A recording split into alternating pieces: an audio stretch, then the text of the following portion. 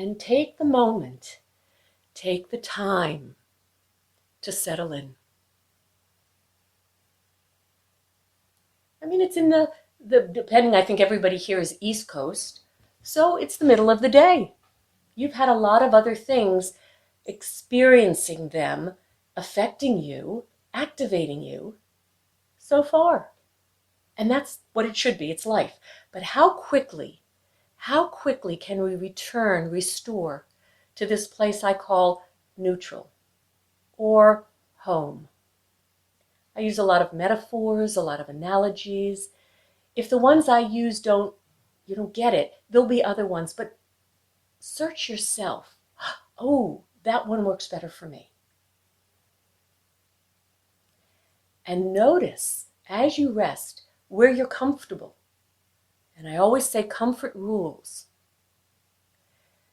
That you begin to notice there are portions of you, maybe they're little microfibers of muscles that are starting to give way from the work, the unconscious work that was going on, to go, oh, I'm here on the floor. It feels so nice. And you rest. And begin to sense and feel your shape. Your shape. And as part of the shape of you still muscularly working, where I can't quite let go of it. I want to, but it's not by pulling or stretching. It's just by being and allowing. So you listen. And since every spine, every bone of your skeleton, no straight lines. They're curves, they're ridges, they're gullies, they're twists. So listen from the line of your heels that may be rolled out one leg, maybe one rolled a little bit more in. It's a relationship. Journey up your legs. Maybe you start with one leg, maybe both, to listen and compare the weight of your heels. And then there's a different sensation when you feel, well, that's the back of my calf. Is it the exact back of your calf, or is one calf rolled a little bit more out to the outer side of that muscle? You just discern, oh, one is more skeletal, that's more bony. And the other one, well, it's softer. There's a bone deeper underneath. But what is the first sensation? And then you come to your knees. Before you actually got to the back of your knee, when was it in your calf that you started to notice, I'm lifting away. I'm already departing from the floor. And then where is the highest point of the crease or the seam of the back of your knee, where it would bend or open? Because that's what a knee joint does. And only when the knee is about 90 degrees is when there's some pliability in the knee joint to wobble a little bit. A little bit. So it's important to know what certain structure does. What is when we call what is optimal. And when there's pain, sometimes it's because we haven't been organizing or using ourselves as optimally as we could. So how do we come back into something a little bit more optimal? By comparing. Then you travel further up the leg, the thigh. When is it for you? You discern, oh, I feel muscle. You can call them hamstrings, whatever you want to call, but it's not right above the knee. It takes a little bit more time, and then there may be fibers, filaments of tissue you feel, but not the whole thing. Somewhere, depending on our builds, somewhere around the very top of the thigh as it's getting ready to join the glutes, that's where just about everybody, with a few exceptions, begins to feel, here's my thigh, I'm here. And then notice in your pelvis, you first begin to feel the gluteal muscles. So that's the muscular, but now begin to notice the base of your spine, which is housed in your pelvis, your tailbone, your sacral bone. And I love to call them the Great Divide. It's a song from Willie Nelson. Because it does divide the right from the left. There's another divide. It's a tissue divide, but it's more than that, and it's called the gluteal crack. It's a funny name. But at the very top of the gluteal crack, if you were to palpate yourself, you would find, oh my gosh, there's my tailbone. There's my tailbone. So now begin to follow. Whether you feel your tailbone or sense with my legs long, the tailbone is a little bit more organized downward towards the floor. And where on my sacral bone do I rest? That I notice, well, that helps encourage a little bit of an arch in my lower back. And maybe that arch starts before you're actually in your lower back. Maybe it starts somewhere at the sacral bone, the top of the sacral bone, as it connects to the lowest lumbar, biggest supportive vertebra, L5. That's housed for everybody within the pelvic bowl. L4, here's that saying again, it depends. If you're a woman or man with very narrow hips, chances are your L4 is still contained a little bit within those big elephant ears of your iliac bone, the crest. For other women who have wider hips, L4 is pretty much above that, just above it. But it's betwixt and between. And maybe these areas right now are still lifted away from the floor with legs long. Begin to trail up, feeling, well, I feel that my lower back is lifted a little bit, but can you discern if one side of your lower back, the right or the left, again, there's that great divide traveling up in your spine, dividing one side from the other, if you sensed it's a little bit more pulled away. It's a guess, but I say we're different each day. Our emotions, our moods, our feelings, our sensations, how we're living our life, and that affects everything. So don't just think of your habit, your pattern. Be present with where you are right now.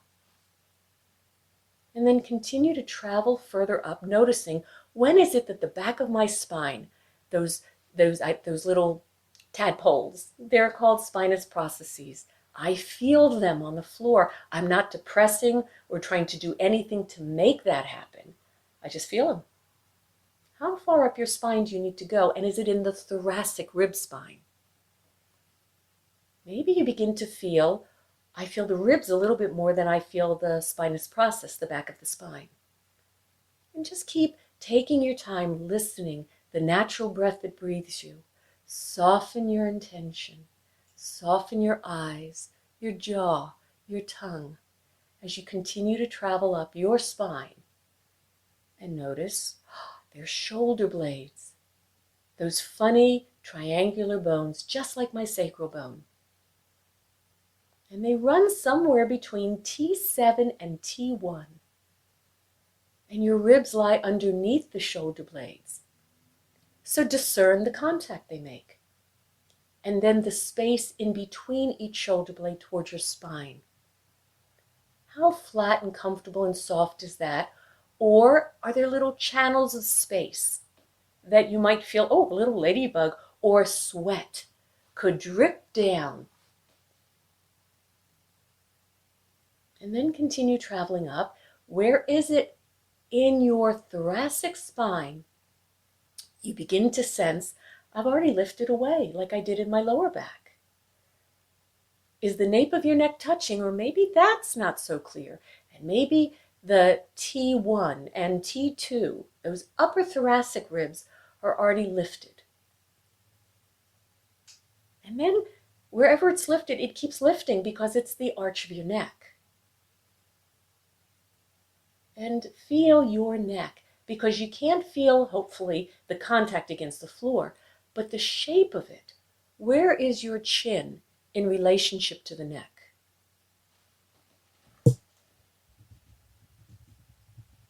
And then continue to imagine, well, where is that highest point of my neck? That bridge, that biggest arch. And then I also share, Is it a bridge over troubled waters because, oh, my neck is always hurting me? Or is it a bridge that gives you a magnificent vista? And each one can think of bridges they've traveled on, if you're not too scared to look here and there, or a mountaintop.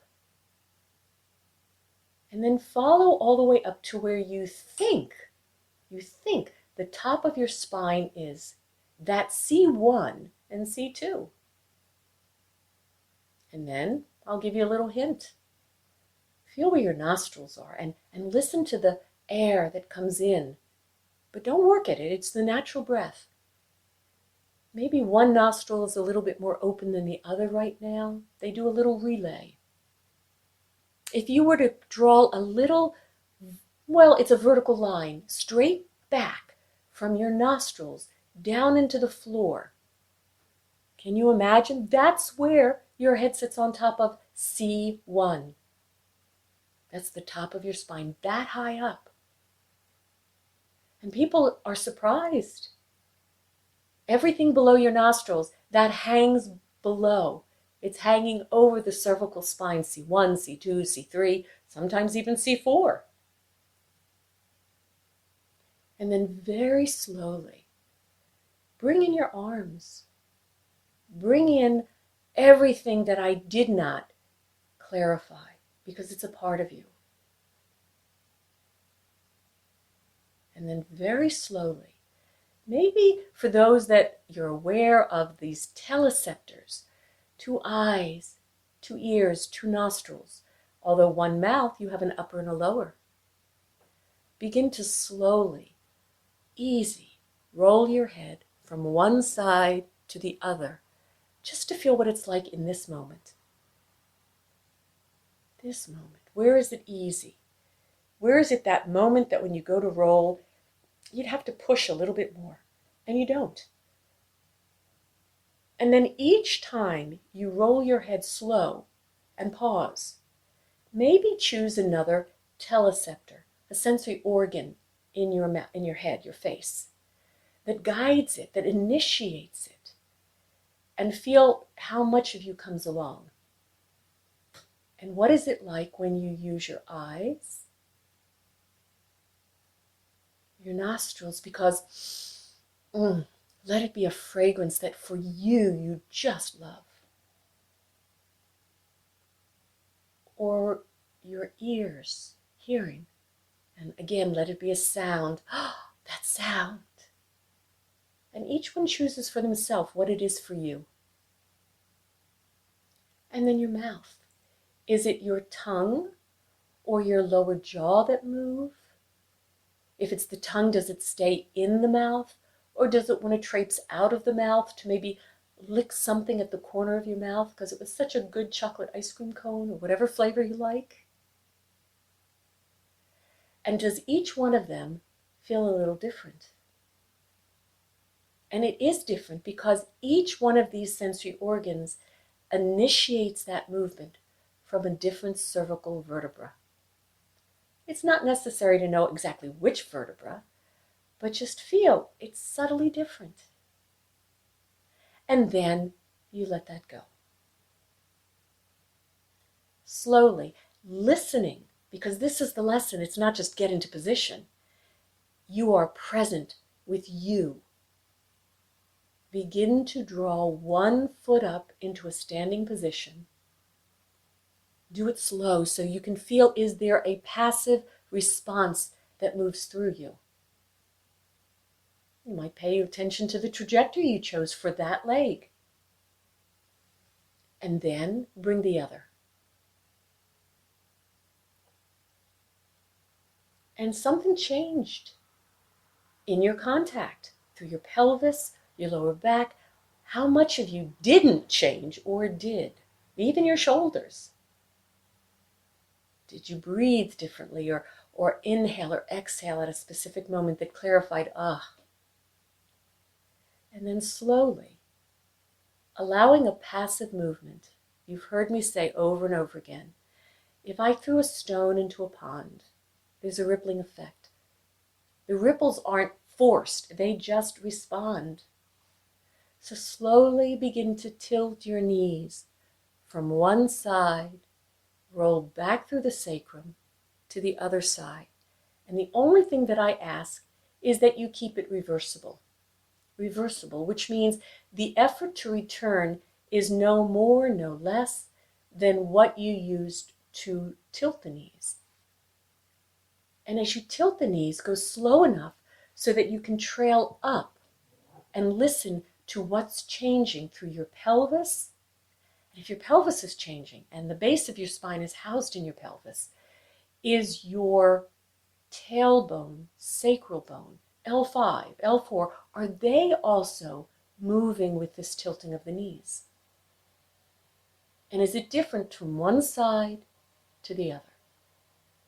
And how far up this passive relationship do you begin to discern a sensation that alters something through your ribs, contact of shoulder blades, shoulders, neck, head? Maybe. If you're doing very little, it would be so subtle. If you increase it because it's easy, then it's a bigger movement to be able to discern a difference. But wherever you are on that spectrum, that's what you chose. And then just rest with your feet standing.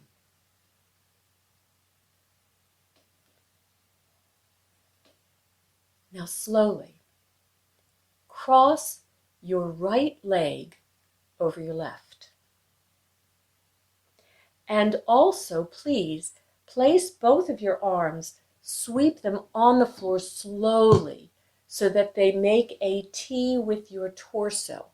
And notice when you create that line, it's a horizontal line from one hand, arm, across your chest to the other.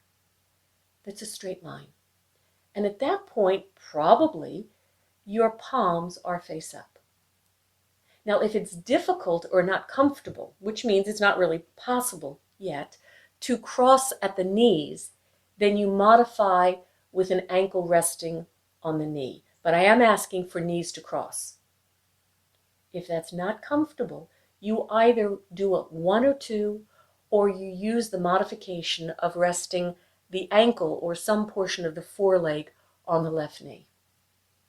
And now very slowly begin to tilt the left knee that will carry the right leg as a passenger to the right and then return.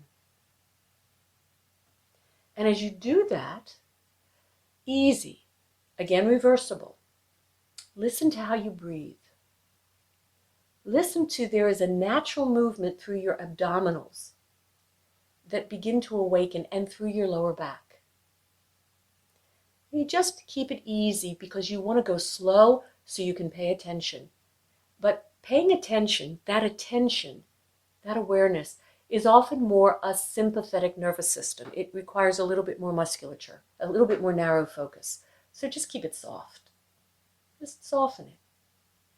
And begin to feel, just by the tilting of my knees right now to the right, is something changing in my arms passively. Like the subtlest beginning that something in the shoulder joints is changing. And I'm not going to tell you what. Just pay attention. You're rotating your knees, and then you come back to neutral. Are those arms coming out of your shoulder girdle, just like these legs coming out of your pelvic girdle, having a reciprocal response? And then uncross your legs, have the feet standing, and go back and tilt your knees again a little from side to side, just to notice, what did that do? Did it do anything that I'm discerning? Wow, it's a difference that made a little bit of a difference.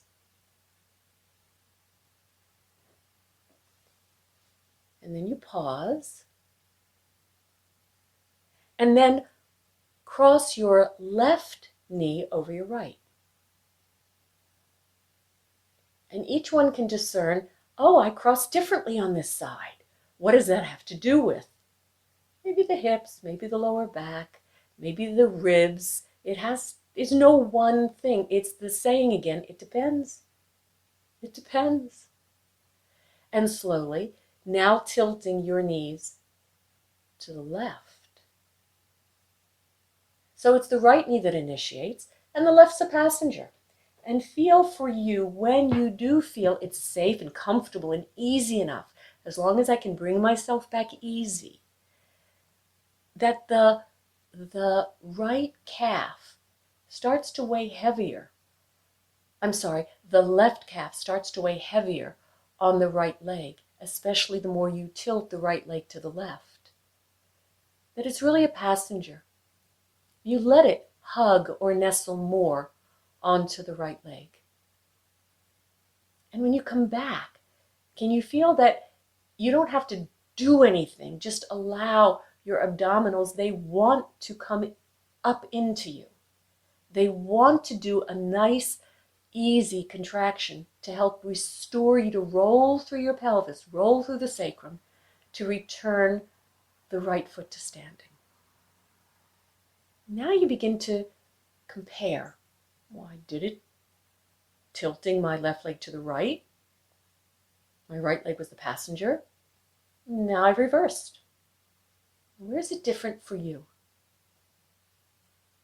If you could think, target, feel, where do I feel within me a sensation, or against the floor? Or is there a fear to go further because I had an injury, or that's already creating a constraint? And it might be a constraint, an emergency brake that will interfere and create what a person might be afraid of. So you just do less.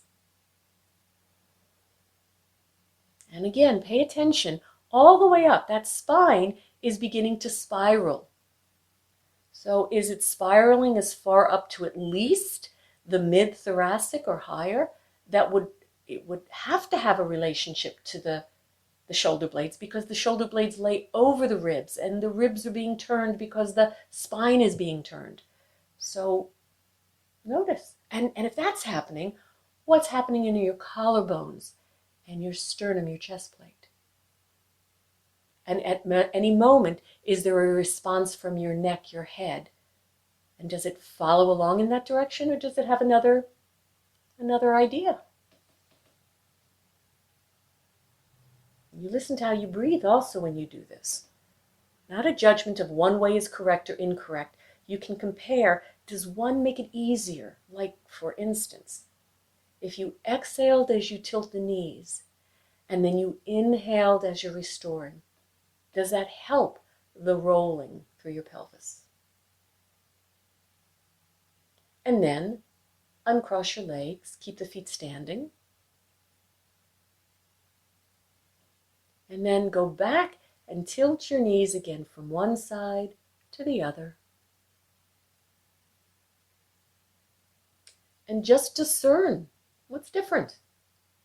Maybe it's so small, but if you were going to teach a class, and it doesn't have to be that you're an ATM authorized teacher, it might be that I want to share this with someone because it made me feel so much better. Can I share it with them? And then slowly, maybe, how would you slide your legs down long? Would you come back to the neutral and then do it? Or maybe as you tilt your knees to one side, is that an opportunity to let one leg slide down long? Maybe the other one does too, but at a different trajectory. Just think about all the options you have, all the possibilities. And then you rest. You slide your arms down and you rest. You make another comparison.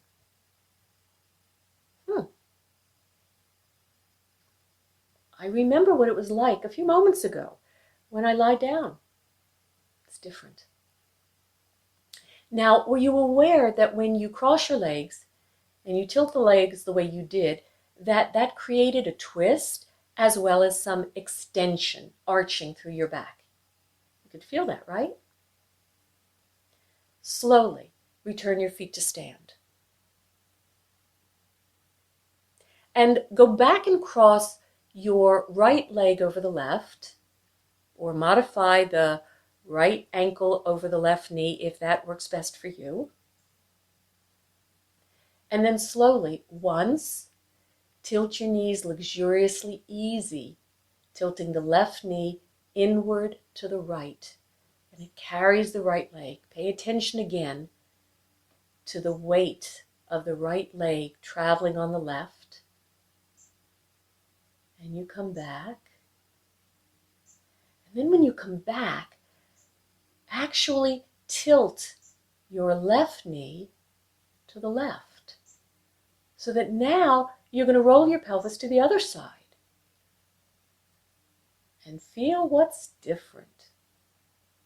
Your spine, your belly, everything is doing something different. And you come back. Your arms are doing something different. Even if your arms aren't out to 90 degrees, wherever they are, listen. It's just at 90 degrees, sometimes it clarifies it a little bit more. And do this pattern. You are tilting your knees, right leg is crossed on the left, one slowly, tilting the left knee to the right, restoring back to neutral, and then tilting the left knee to the left. And now you're starting to go, I'm still tilting my knees, I've still got them crossed, but this is really different. And where is the difference?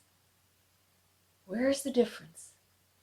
And also reversible to come back. Some of you are already starting to notice, oh my goodness, I can go as far as I could even maybe get my right foot to touch the floor to the left.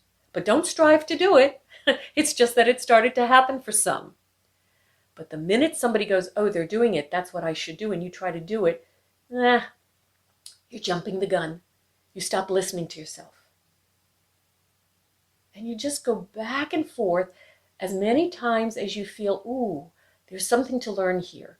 But remember, you could use those teleceptors, the eyes, the nostrils, your ears, your tongue, your mouth, to help initiate the following up, the passive response of your head when your head wants to roll. Now, uncross your legs for a moment and just pause and rest. You can keep the feet standing, you can lengthen them.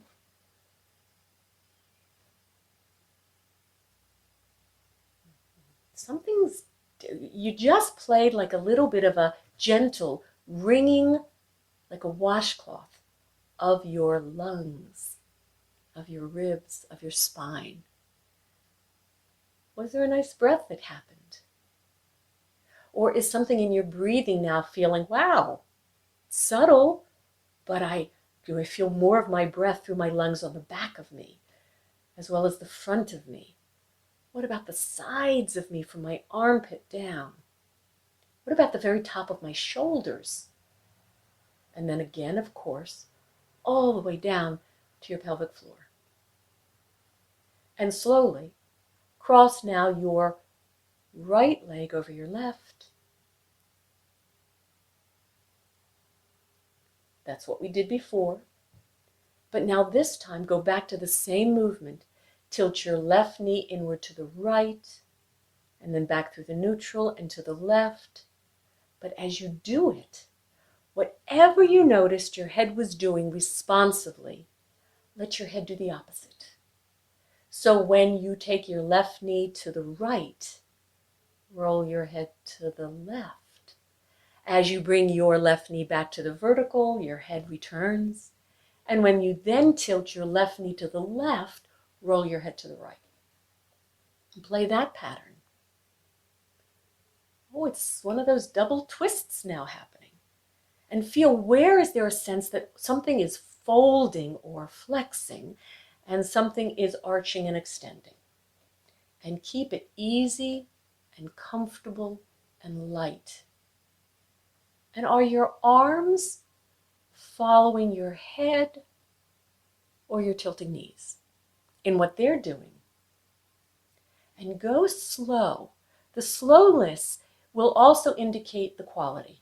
If it's smooth, or you got some speed bumps or moguls or potholes you're diving into, or if an emergency brake is on.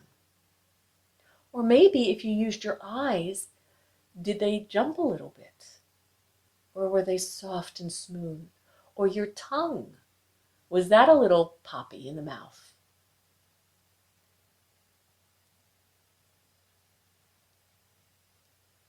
And then after you've done this pattern with your head in opposition, you come back a couple of more times just to do it, bringing your head back in the relationship it was exploring as you were tilting your knees in both directions this way, to feel, did that do something?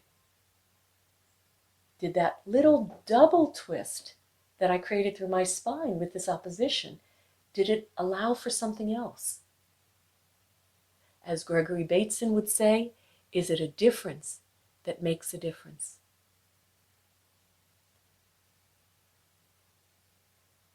And then you slowly return, neutral, uncross your legs.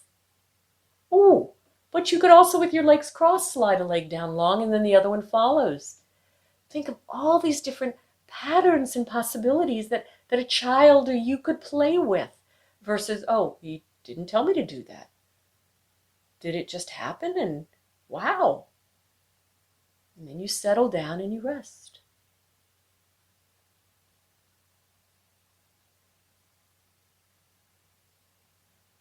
The rest is to give you, your nervous system that is doing fireworks right now, these neurons.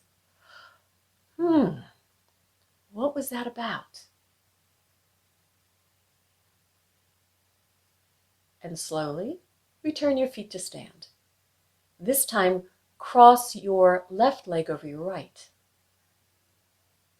And although we're now understanding, okay, I'm getting this pattern, go slow, because how we organize in one side, one hip, one arm, one eye, one nostril, one ear, it's all different. So you want to go slow enough to honor, does a slight little trajectory have to change? And where? And then slowly begin first.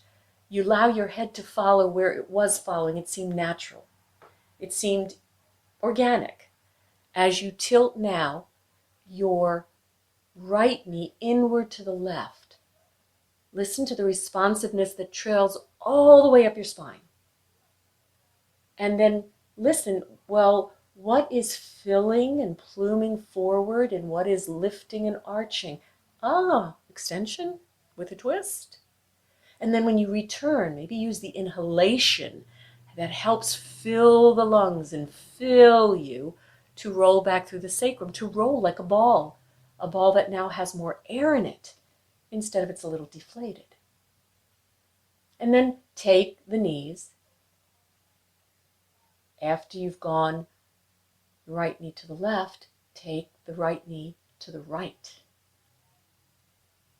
And you still let the head do what it's doing. You're just comparing and feel.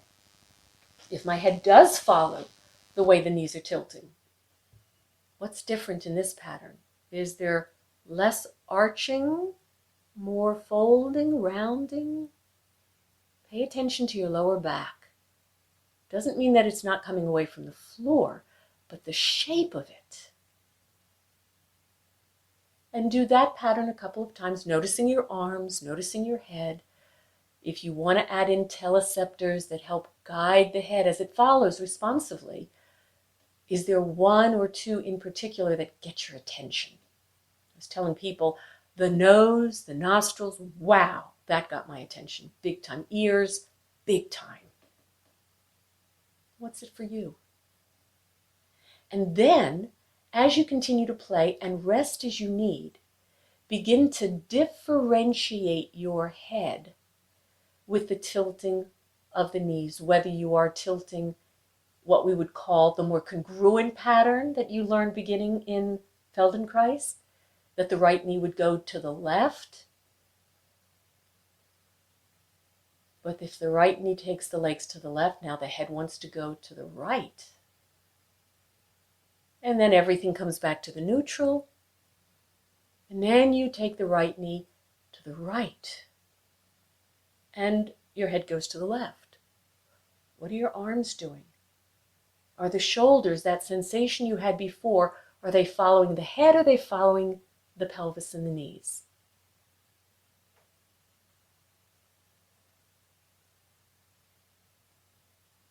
just play with it. As long as it's playful and you're curious. What's different? Where do I feel the difference? Is there a difference in my belly, depending on which direction I tilt the knees, that changes when I tilt the same knee the opposite direction? Does that refer into my lower back and all the way up my spine?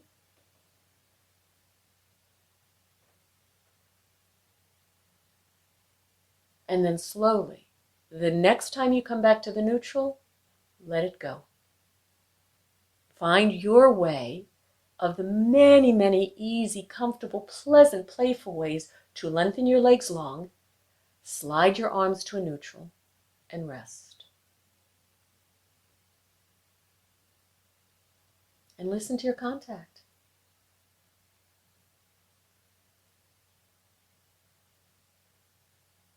Listen to you, which is more than just your contact. Anything that comes into your awareness, it's there to inform you of something. And now very slowly, we're going to do this separate to then add it in. Slowly go back and roll your head from one side through the middle and back to the other. And you can use teleceptors, that's fine. I love the teleceptors because they alert us to information as well as to danger to take an action. They're our first defense, that awareness. And then what we do with it. And then slowly, as you're rolling your head to one side, let your eyes go to the other. Everything comes back to the neutral, eyes, head, and then as you roll your head to the opposite side, your eyes also go in opposition. And pay attention if your eyes are smooth and easy, or they start popping around and jumping around like follow the yellow ball. Or it's called follow the yellow bouncing ball. Is it bouncing, or are they just smooth?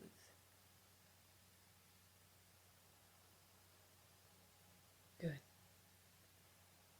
And then pause a moment. Now, bring your feet to stand. And we'll do it slowly. Tilt your knees together to the right. Take and allow your head to roll to the left while you take your eyes to the right.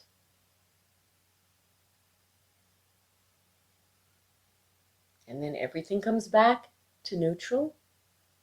And then you tilt your knees to the left, roll your head to the right, take your eyes to the left. And if it's difficult to do it simultaneously, then do it sequential, one, then the other, and then the other, so that you can know that's what's intended, that's what I'm going to do. Eventually, you'll find, can I do it simultaneous? But maybe to start, you do it sequential, one, add the other one in and the other, to make it clear you're doing what you intend. But then you can let everything come back together. Now, cross your right leg over your left. We're going to do the same pattern as you tilt your left leg carrying the right to the right. Roll your head to the left, take your eyes to the right.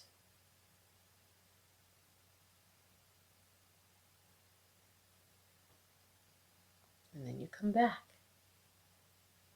And then tilt your left leg to the left. Roll your head to the right, take your eyes to the left.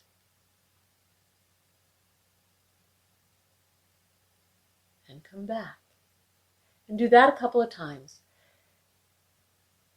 So we've added in not only the differentiation, the opposition of the head with the legs, but now we've added in another double differentiation of your eyes moving in the opposite direction of your head.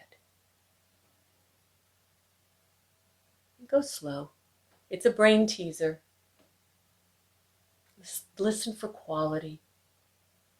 You're looking for smooth and easy. Because when something's smooth and easy, well, there are other words we can put to it that my dear friend Frederick uses: luscious, delicious. And think about that. When you taste something and it tastes delicious, or you touch something and it's luscious, it's a positive experience in every cell of your body. Then pause in the middle for a moment. If you can keep the leg crossed, great. And now one slight change. So as you tilt your knees, first start with tilting your left knee to the right, roll your head to the right, but take your eyes to the left.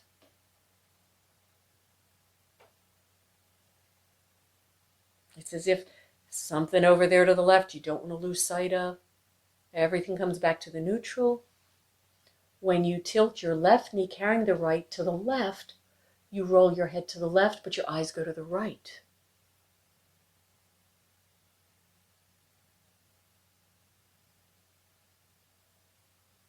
And you come back. And do that a couple more times just to clarify you're doing what you intend, whether you do it simultaneous or sequential.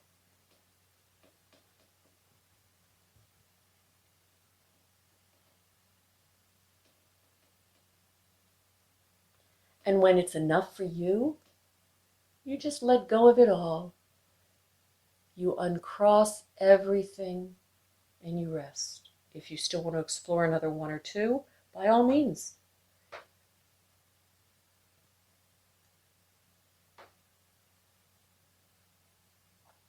And notice your contact.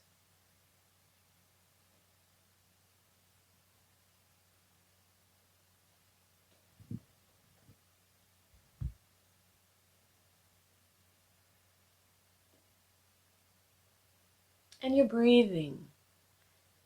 And what's changing in the quality of your contact.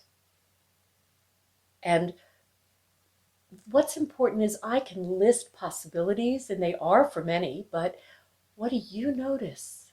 Because that's so important. That's your learning. And your learning, your experience will be different than another. You can compare notes, but your learning, your awareness of what's changing or you're noticing, that's paramount for you in this moment. Return your feet to stand. Now cross your left leg over your right. You know the patterns. We're going to differentiate not just your knees and your head. We're going to differentiate also your head and your eyes. So slowly. Start first with the pattern of tilting your right knee to the left. Maybe roll your head to the right and your eyes to the left. You do that and you come back and then you tilt your right knee to the right. You roll your head to the left and your eyes to the right.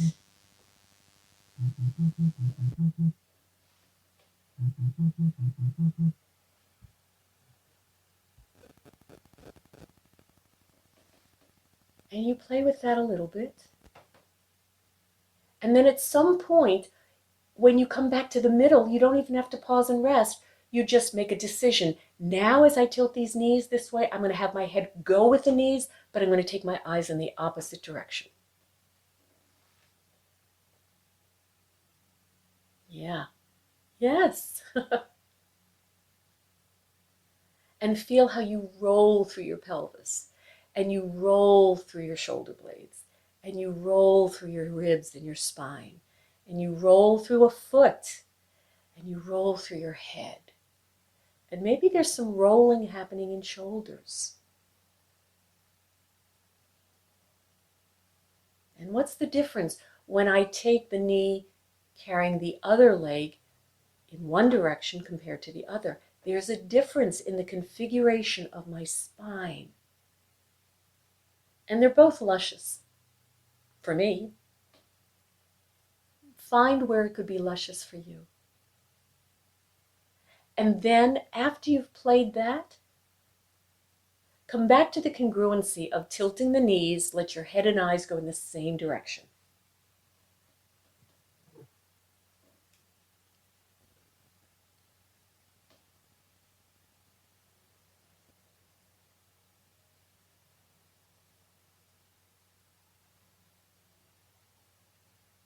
And just notice. I can see it's a lot different for a lot of you. Could you roll like this in bed? And then let that all go and rest.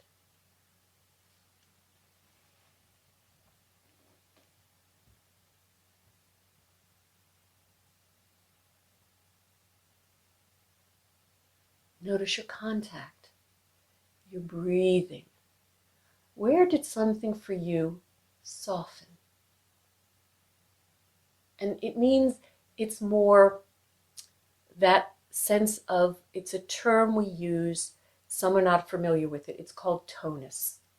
Tonus is living flesh, muscle, tissue, skin, tissue, bone.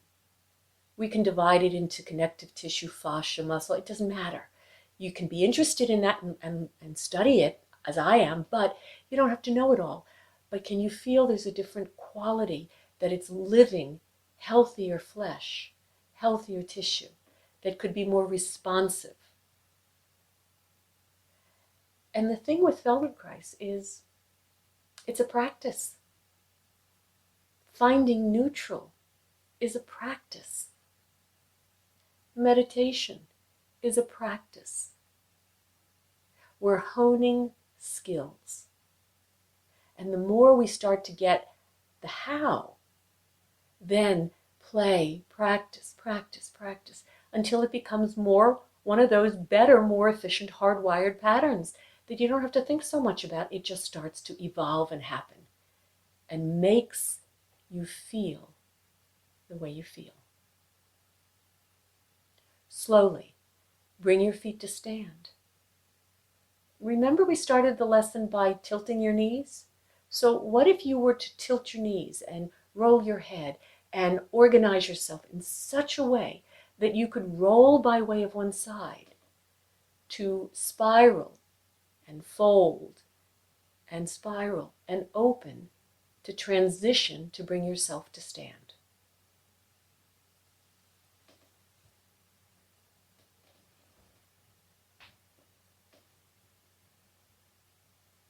You've been doing a lot of spiraling. You've been doing spiraling with what we would call congruency and opposition, which is also congruent, but it's another layer. And then we doubled it up. You could even say we tripled it up.